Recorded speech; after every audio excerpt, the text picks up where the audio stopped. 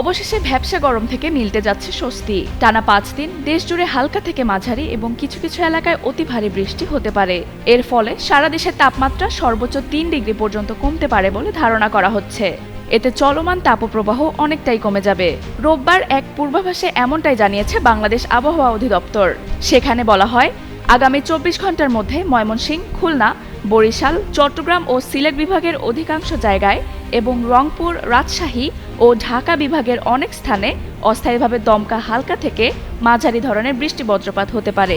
একই সঙ্গে মাঝারি থেকে অতি ভারী বর্ষণ হওয়ার সম্ভাবনা আছে ময়মনসিংহ, খুলনা, বরিশাল, চট্টগ্রাম ও সিলেট বিভাগে। সংস্থাটি জানায়, রংপুর বিভাগসহ রাজশাহী, পাবনা, নওগাঁ, ঢাকা, কিশোরগঞ্জ, টাঙ্গাইল, ময়মনসিংহ, সিলেট, মৌলভীবাজার, রাঙ্গামাটি, চাঁদপুর, ফেনী, কক্সবাজার এবং চুয়াডাঙ্গা জেলায় এখন মৃত তাপপ্রবাহ বয়ে যাচ্ছে, যা প্রশমিত হতে পারে। তাছাড়া সারা দেশে দিনের তাপমাত্রা 1 থেকে 3 ডিগ্রি সেলসিয়াস ও রাতের তাপমাত্রা সামান্য কমতে পারে। আগামী সোমবার সকাল 9টা থেকে পরবর্তী 24 ঘন্টায় ময়মনসিংহ, খুলনা, বরিশাল, চট্টগ্রাম ও সিলেট বিভাগের অধিকাংশ এলাকায় এবং রংপুর, রাজশাহী ও ঢাকা বিভাগের অনেক জায়গায় অস্থায়ীভাবে দমকা হাওয়া এবং হালকা থেকে মাঝারি ধরনের বজ্রপাত সহ বৃষ্টি হতে পারে। একই সঙ্গে কোথাও কোথাও ভারী থেকে অতি ভারী বর্ষণ হতে পারে। এছাড়া সারা দেশে দিন এবং রাতের তাপমাত্রা প্রায় অপরিবর্তিত থাকতে পারে।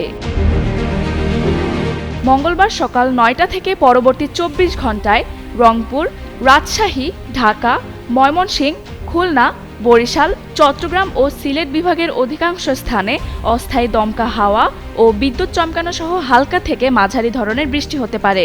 সঙ্গে দেশের কোথাও কোথাও মাঝারি ধরনের ভারী থেকে অতি ভারী বর্ষণ, সাথে সারা দেশে দিনের তাপমাত্রা সামান্য কমবে ও রাতের তাপমাত্রা প্রায় অপরিবর্তিত থাকবে।